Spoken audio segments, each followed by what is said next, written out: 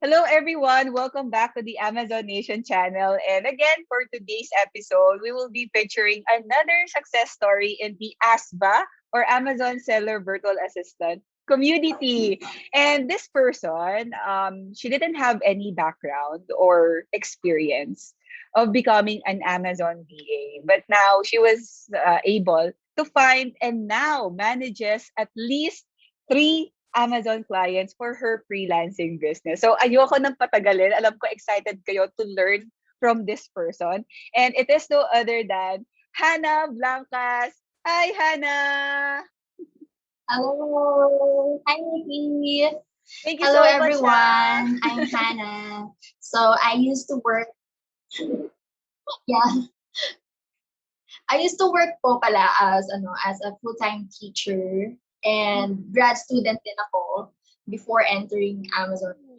Then Okay, I had wow. side hustle graphic design. Okay, so you are a teacher and at the same time grad student. Ano yung pinopursue mong masteral degree? I was pursuing administration po. Yeah. Sino yung tinuturuan mo as a teacher? Like elementary, high school, college student? I was teaching po in senior high school level. So most of my Mm. students were ABM to be exact. Oh, okay. Gaano ka katagal nagturo as an SHS teacher? As an SHS, around 2 years. 2 years. 2 years. Okay, Two okay. So, years. kamusta sis nung nag-pandemic nitong 2020? Were you still teaching and going to grad school when the pandemic hit at nung nag-lockdown?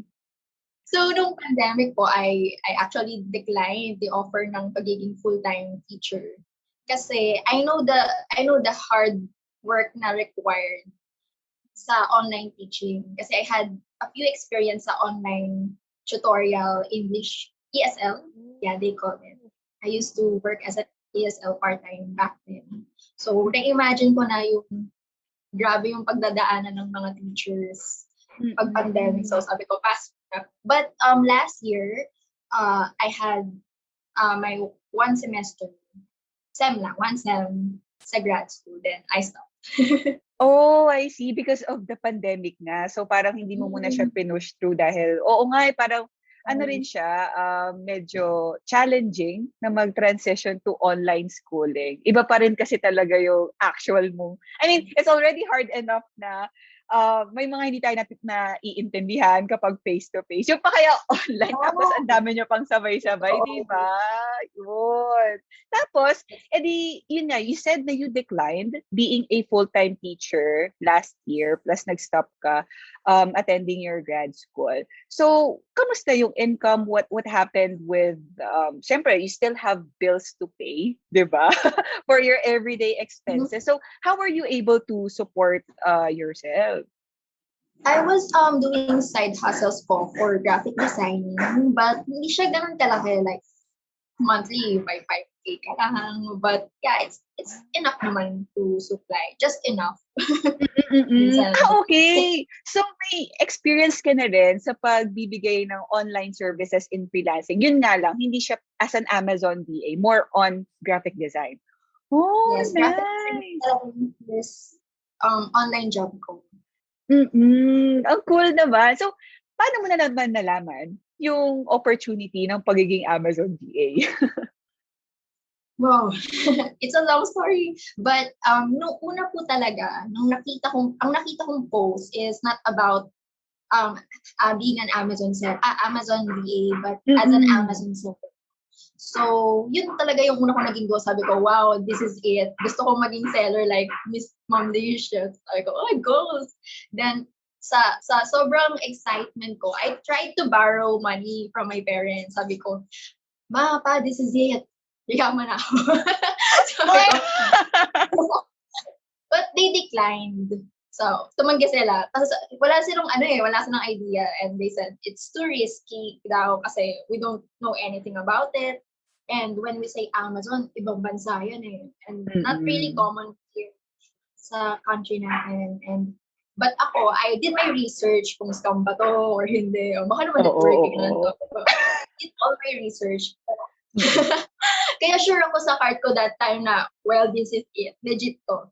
So, but again, yung issue ko po is wala akong money to start. So, I was searching sa YouTube. Then, I came across your video with Faye. Oh, Yes. yung si $10, yung naka $10 per hour Yes. siya as a beginner Amazon VA. Okay, tapos? Right. Then, nag-compute na yung isip ko. Sabi ko, if $10 per hour, then I will work 8 hours a day. Wow, may puhunan na ako as an Amazon seller. So G ako, G. And then, but the problem back then, pero may problem pa ako noon, Nikki, kasi wala akong budget that time to enroll. Ayaw talaga akong pahiram ng parents ko. Sabi ko, kailangan kong dumiskarte. So, naglakas ako ng loob. This is funny, pero nag-loan ako sa home credit. Okay lang ba medyo? Okay lang. Oh my God, seryoso? Oh my God. Yeah, nagkatawa nga si Coach nung malaki ang ano doon? Malaki ang interest doon, sis? Not really. Or di naman? Ganun yung confidence ko na, okay, mag-enroll ako within this month, mababawi ko to. Na hindi ko pa alam totally kung ano yung papasukin ko. But yeah, the rest is history. Then after 1 month, na ROI ko na siya. Oh my God, seryoso? So nabayaran mo yung inutang mo sa home credit and nagkaroon ka pa ng client? Like ng, what you call this, consistent client para magkaroon ka ng monthly income. Wow! Parang ganun po. Pero actually, yung nakakatawa, kasi yung kinredit ko noon, hanggang ngayon, naka-monthly base kasi siya noon. Kaya sabi ko, para safe. Pero nagma-monthly pa siyang nag-automatic sa account ko ngayon. Pero, okay na, never mind. Pero, ay, nice naman. Hindi ba pwedeng yun, sis? Like, bayaran mo na ng isang bagsakan? Or kailangan talagang i-fulfill mo yung number of months na pre-namis mo sa kanila? I'm not sure po if pwedeng bayaran kasi parang naka-schedule na siya sa contract na I should pay it for this. And kahit bayaran ko siya ng isang bagsakan, same pa rin yung amount. So, sige, dahan-dahan. Oo. Parang, sige, meron naman ng laman yung account ko eh. Sige, bawas-bawasan yun na. Go ahead. Parang, yes! Nice! Okay. Ayan. Ang galing naman. Congratulations, sis, sa naging success mo. Like, after a month, nagkaroon ka ng client. So, syempre, let's take it a bit slower and let's backtrack. Kamusta? Syempre, after you've gotten the skills and the know-how, nung nag-a-apply ka na, ano yung mga naging challenges mo? Kasi di ba, as someone who doesn't have any background or experience, minsan nagka-come up yun sa interview, like, anong naging experience mo? And sometimes people would panic. Shucks, ano yung sasabihin ko? Like, magsisinungaling ba ako? Sasabihin ko ba yung totoo? So, what were 1 or 2 major challenges na you encountered, and how did ASVA help you overcome those challenges? Yes. So, first major challenge ko po noon is how would I present my value sa client na kahit wala akong experience with the rate na gusto ko. Kasi may mga friends akong experience na sa freelancing work, and sabi nila, pag starters daw talaga, around $3 to $4 per hour. Oh. Yes. Sabi ko, so kung mag-work ako ng 8 hours, parang equal lang siya sa naging per salary ko nung full-time akong teacher. So, ang sabi ko, hindi, nakita ko yung video, yung $10 per hour. Sabi ko, I'll stick to this goal. And then the second problem was yung specialization ko. Kasi nga, I used to apply as a graphic designer, and sometimes I was trying to apply as an administrative staff kasi business ad yung naging course ko. So sabi ko, pwede to. But it was too generalized. So, napakaraming niche na you can focus. But through ASVA, I was able to increase my value through increasing my learning in a specific niche. No? So, also, yung community ng ASVA is very overwhelming. Na we help and encourage each other. Na even pag may question ka, mag-post ka lang sa group, talagang second option mo na yung Google. Nakakatuwa naman yung sinabi mo. Second option. Alam mo, grabe talaga. Kasi nung 2020 kasi, lalo na ngayon, pagpasok ng 2021. Because in 2020, guys, kasi, nasa 4 or 5 lang yung coaches natin. Mm. Tapos, because of yun nga, the the community is growing na talaga. And dumadami na rin talaga yung mga tanong. Like si Coach Lish, nag-hire talaga siya ng additional 5 coaches to make sure that all of the questions are answered, na walang may iwan. And yun nga, yung mga coaches na nakikita ko, parang may scheduling ata sila everyday. Parang may shifting sila kung sino yung sasagot for this, shift of the day. So, nakakatuwa. And hindi lang coach yung sumasagot. Like, nakikita ko rin yung ibang mga students dati na sila yung nagtatanong. Ngayon naman, sila na yung sumasagot ng mga tanong ng mga baguhan. So, ang galing din ng parang yung balik, how they pay it forward na dati sila yung nangangailangan. Ngayon naman, sila yung bibigay ng sagot sa mga tanong. Wow! Tapos, nakakatuwa kasi right now, you mentioned, Hannah, na you offer, di ba, you were able to merge combine yung pagiging graphic designer, graphic artist, sa pagiging Amazon VA. Kasi eto ang common kasing misconception about Amazon VA, ang pwede lang nating ibigay are executive or admin tasks. No, actually, for me, Besha, for me, Hannah, best client ang Amazon sellers. Why? Because if magaling ka sa graphic design, like si Hannah, you can offer graphic design services. If meron silang website like Shopify, which karamihan ng mga Amazon sellers may Shopify website, you could offer web development services. If ikaw ay isang email copywriter, you can also offer that kasi meron silang sarili nilang email list. And I believe you're also doing branding, di ba? Which is also tied up sa graphic design. So, oh my God, nakakatuwa. So, can you give us a bit of background kung ano yung exact service na yung mga ginagawa mo for your clients' business? Sige, yung parang gist lang siguro. Like yung mga 1 to 2 major tasks na ginagawa mo for their business. Like, is it more on designing lifestyle images or enhanced brand content yung sa listing page nila, or do you design yung mga newsletter nila kung meron silang, I don't know, email list and nagsisend ba sila ng newsletter and stuff? Ang work ko po kasi with my premium clients is actually as an account manager na ng FBA business nila. So, they're really starting up pa. And the thing is, yung work ko is actually from A to Z. Parang ako na yung may-ari ng business kasi I'm doing from researching the products to launching it, to advertising it, and to expanding it even sa social media. And at the same time, branding it na rin and doing the images for it. Kaya jackpot sila sa'yo, sis. Jackpot sila. Pati, di ba, pati branding, kinuha mo pa. Kasi that's also an add-on I mean, branding in itself is already an offer, di ba? Separate offer siya. At mahal din yung bayad sa ganun. But ikaw, Amazon VA ka na account manager, then may ka pa. Add-on ka pang branding. Wow. So yun sa nagiging, I feel like an end whenever I talk with them sa interview. Kasi, like, I can show them my portfolio, ito yung mga ginawa ko before, na I can help them not just build their business, but build their brand as well. Kasi yun yung goal ng private labels. So, ayun. Kaya, ay, ang galing. Ang galing. Guys, ang ganda nung tip na binigay sa atin ni Hannah na you could actually use the skills that you already have to give you that competitive edge from other competitors. Kasi totoo naman meron kang alam, meron kang background, meron kang something na naging experience mo sa dati mong work, or kung hindi ka pa nakapag-work, dati mong training and stuff, yung pinag-aralan mo sa school and whatnot.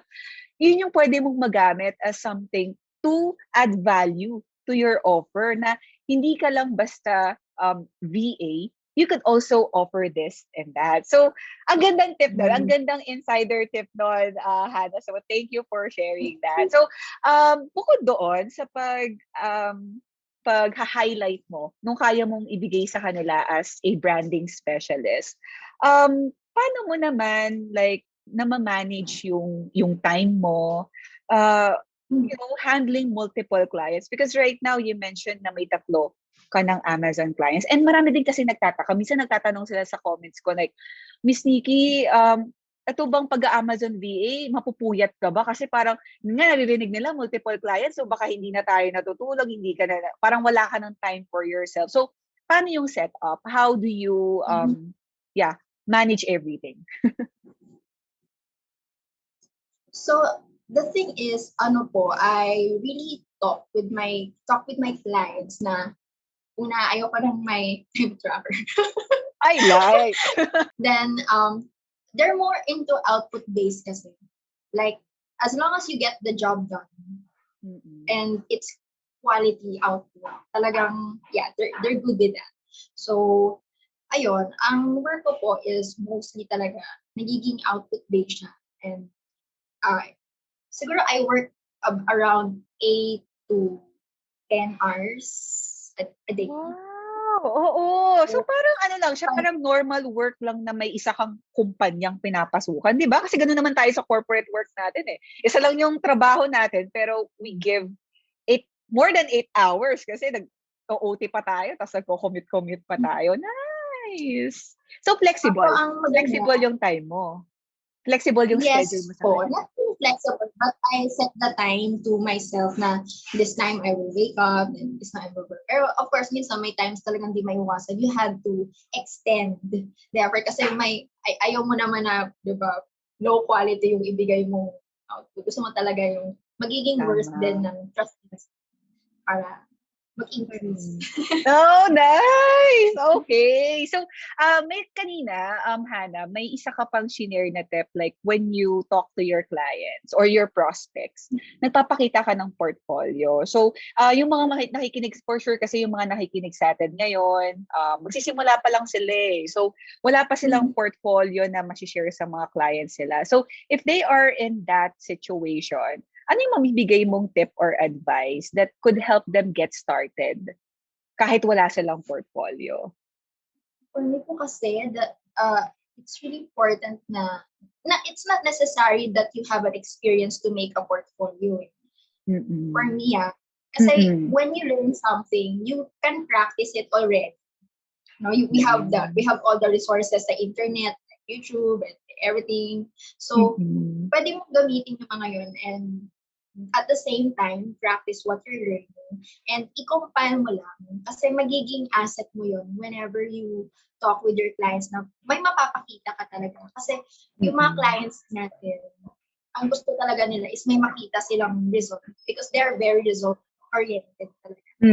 So, for me, it's really investing your time in giving yourself the value that you deserve and your clients deserve. So, higher the value, the higher. Nice. I agree. And maganda rin yung sinabi mo, Hannah, and I definitely agree with you na hindi mo naman kailangan ng actual experience to create a portfolio. Because for example, let's say you're like you want to be like Hannah. You want to be a graphic designer or branding specialist / Amazon VA. So truth be told, pwede kang gumawa ng mga make-believe na na halimbawa lifestyle images. Tingin ka lang, punta ka sa Amazon.com. Tapos siguro ang gusto mong siguro ang target mong industry, sabihin na lang natin baby products. So hanapin mo yung mga brands na nagbebenta ng baby products. I-check mo yung nila, branding nila. I-check mo yung lifestyle images nila, yung product images nila. Yung kung advertisement nila maganda ba, kaaya-aya ba. Ang gawin mo, i-ano mo yon, parang i-revise mo. Gawan mo ng sarili mong version. Palitan mo lang yung pangalan, yung branding. Gumawa ka lang ng mga ganon-ganon, di ba? Tapos ilagay mo sa portfolio mo. Di ba? Para nagpa-practice ka na, di ba? Nakapag-practice ka na. Tapos sa'yo yun, dahil ginawa mo, then nakakakuha ka pa ng portfolio mo. So, that's why when you go out and apply to prospects, you could actually use that. Kaya, ang ganda talaga nung sinabi ni Hannah na hindi mo kailangan ng actual experience. Kailangan mo lang talaga maging resourceful and madiskarte para makapag-produce ka ng portfolio na mapapakita mo. Okay. So, ito naman yung tanong ko because as a full-time teacher before and now you're handling multiple clients as an Amazon VA slash graphic artist slash branding specialist. How would you kamusta naman yung compensation ngayon? How would you describe it? Uh, um, diba? It's a whole new world. Habang tumatagal, mas ma-realize mo na you really have a lot yet to learn. But kasi kailangan ma-set mo din sa sarili mo yung mindset na learning really is as a lifelong process, and the more you learn, the more you earn. So yung work ko po ngayon, I all consider it as a learning process, and talagang I invest time on it. So may mga time talaga na you need to hustle, and if you want to reach that certain point. So ayun po, medyo life-changing. Yan. Nice! Nakakatuwa naman. So, not everyone naman kasi are, di ba, parang not everyone naman kasi are privileged na kapag sa first job pa lang nila, like, di ba, kahit ako I started with 12,000 as my minimum wage when I started. So, sometimes talaga may mga ganun na you really have to work your way up, and the only thing you could do is to learn along the journey. Figure it out. You can figure things out naman. Saka yun nga, pag nagkaroon ka ng budget or in the event na makita kang opportunity like what Hannah did. Although hindi naman namin ine-encourage lahat na umutang. Kasi depende naman yan sa sa risk appetite mo. It's just that si Hannah, iba yung risk appetite niya. And she was very confident with her skills na. Saka, I think na yun din yung naging motivation ni Hannah to strive na makapag-ROI at makahanap ng client. Kasi you have to pay your dues na eventually, di ba? So, That's yun right. Umutang, di ba? Uutang ka kung yung risk appetite mo can handle it. Pero if not, don't do it. There are other resources, there are other ways. And ako, lagi ko sinasabi, hindi naman required Hindi naman required mag-course. Dati naman, wala namang ganito-ganito But people were able to make it online, di ba? It's just that, pag may course ka, kapag may community ka, you have guidance. Na you can run to someone na may mas alam kaysa sa'yo, na magiging confident ka na hindi ka nag-iisa. So, yun lang saka yung structure, di ba? Minsan kasi, ang dami ng free resources, pero hindi mo alam in what sequence mo sila aaralin at i-consume, di ba? So, that's why many people are still lost despite the fact na ang dami namang resources online. Kasi yun nga, what we pay for is actually the structure and the support that we get from the community. Ayun. So, if you can compare, ito naman, Hannah, if you can, sure. What were I you trying actually to want say? to add to that na actually what I paid, I believe what I really paid for was the time na I saved. Kasi time is the most important So, imagine kung sobrang dami ng aaralin mong course sa YouTube, imagine gaano karami ding time masasayang mo na pwede mo naman na palang mahanap yun in just one resource. So, it really was a time investment na rin for me to I love it. Ang ganda ng analogy mo na yan. Totoo yun. Kasi, the time that you could have spent na, alam ko, ito na yung proven it works Then doon ka lang nag-focus. Kaysa yung nag-trial and error ko pa, dami mong ginawa. Di ba? Dami mong trinay. So, imbis na kaya naman pala in 2 months, 3 months, naging 1 year pa. Kasi you were busy trying to figure things out by yourself. So, ang galing parang that's the real cost of that's the real cost of just relying merely on free resources. But again, 'di ba?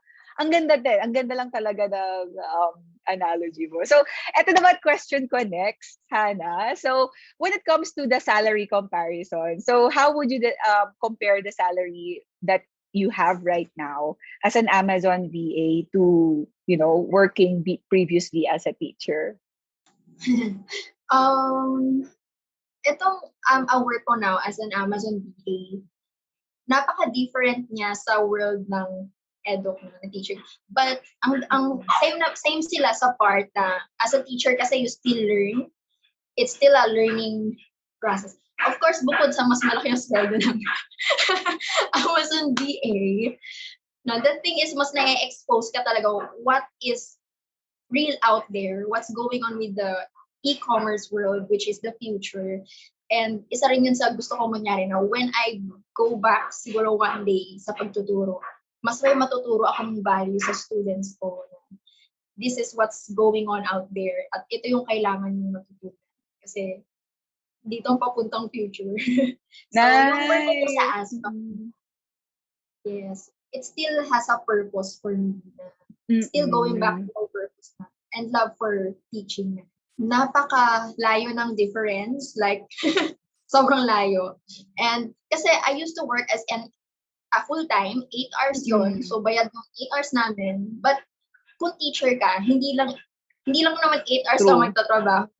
May OT na tinatawag yun. Pero sa amin, we call it OTY kasi hindi naman bayad yung overtime. Especially if you're working in a private sector. So, ang salary ko ngayon with Amazon is around like 10 times higher than my full-time 8-hour job. Oh my God! Wait. You mentioned na sa private school ka, nagtuturo before? Yes po. Grabe, like 10 times. 10 times. 10 times. Oh my God. So, next question. So, now that you're earning that much, how did your life change? How has your life changed? Parang can you share like 2 to 3 or 1 to 2 rewarding experience that you enjoy now with this kind of income? Right now, I can actually, bumalik ako sa goal ko na, again, kaya ako nag-enroll ng PA kasi gusto ko maging seller. Oh my God. You had enough funds to, di ba, to pursue it and invest na rin for the future. And ang pinaka-rewarding for me is yung I can spoil my mom, I can take care of my family, of my dog. Oh my God. Medyo curious ako. How do you spoil your mom and your family? I love spoiling my mom po talaga. Like, kasi, she's my mom. And I spoil her in a way that I'm just asking her, "Man, gusto mo?" I love it. So, bahala na siya kung ano and I'm game with it. So nice. Oh my God. Do they still work? Do they still yung parents mo pa ba? Are they still working? No po, no. But we had we used to have a school then. So she used to work as a school registrar. Sa eduk sector po talaga kami, academy yung family namin. And yung mom ko right now, she's still recovering kasi from her condition. So,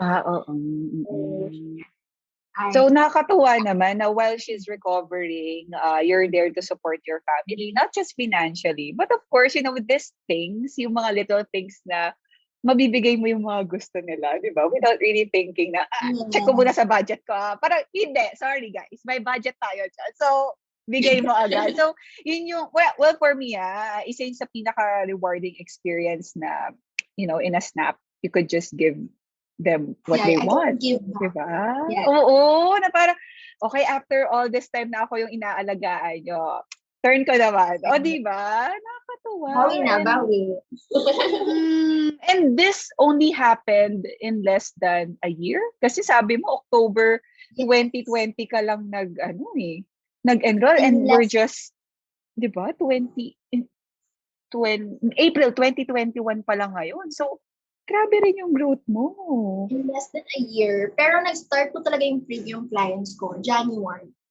Ay, nice. Yung first client ko po, back then, after yung very first client ko. So, I'm not with the client. But we had, good relationship. But nag-end yung contract na.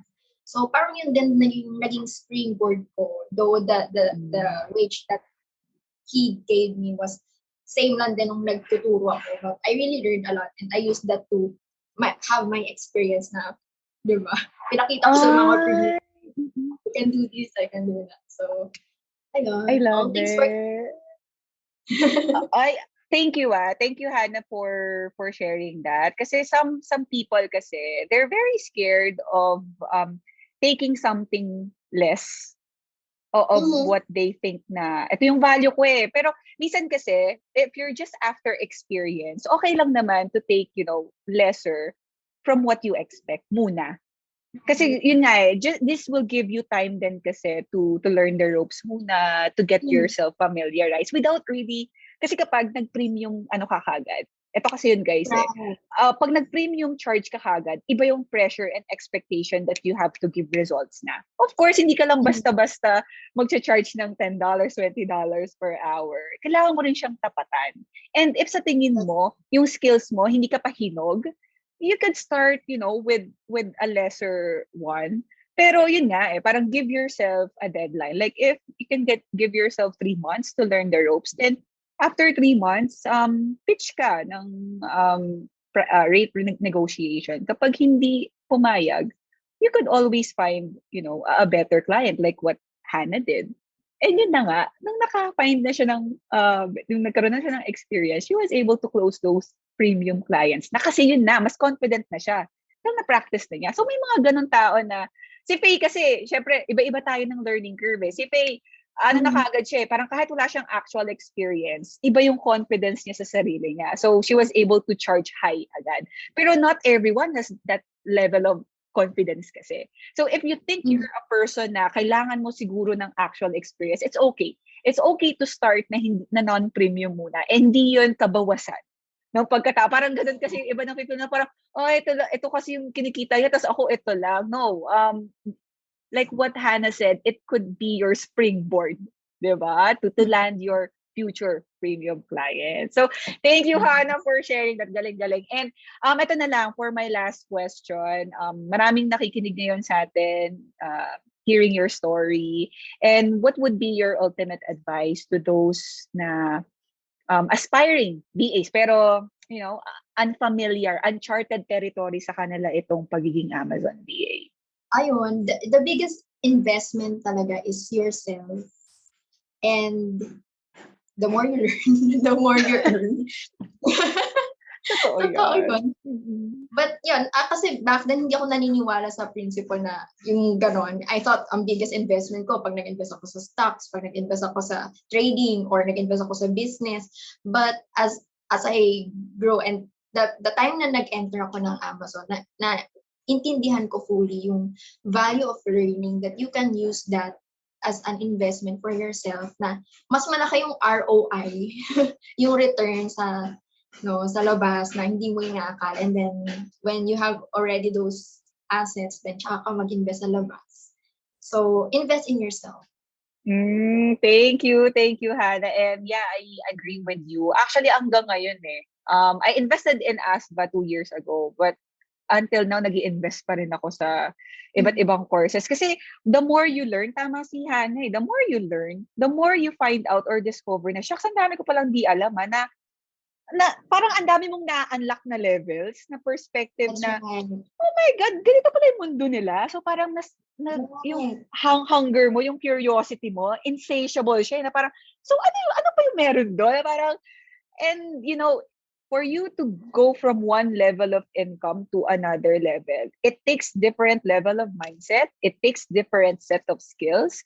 It takes a different personality. So, yung una you have to change muna before you have to change your inner world before you could get those external results. And you do that by affiliating yourself with people na you want to be with, na you aspire to be with, and yeah, you invest in yourself and learning. Kasi yun nga once na natutunan mo siya, sa'yo na yun Walang nang makakaagaw sa'yo nun. And hindi mo lang siya one time magagamit. Ako 2 years hanggang ngayon, nagagamit ko yung natutunan ko sa ASVA modules. And I paid for that, 2 years ago. So, parang nakakatuwa lang na yung sinabi mo na akala mo stocks and Bitcoin yung mataas yung ROI, yung return of investment, pero hindi, investment mo talaga sa sarili mo. And if you're watching this, you're wondering how you want to get started, we're gonna be sharing with you a free ebook, Amazon ebook, in the descriptions box below. And it contains everything that you need to know. Yung free ebook na yon, nandun kung anong ginagawa ng mga Amazon VAs, where we get clients, how to get clients, and how we get paid. So generally, it will give you all the details that will help you decide if this path is for you. So again, check the description box for the link of that free Amazon ebook. And kung yung iba naman ready na mag-invest, you think this is a good investment for yourself, I would also be putting the link of the masterclass, the ASBA masterclass, in the description box below. Doon nyo rin makikita yung iba't ibang modules na ita-take nyo, and yung mga price points, and kung ano yung mga i-discuss, and kung kailan start, kung may coaching ba, and stuff. So yeah, again, it will all be in the description box. So again, thank you so much, Hannah, for your time here. And I'm sure maraming may inspire sa story mo. So thank you so much, Hannah. Thank you, Nikki. Thank you po. Bye, everyone.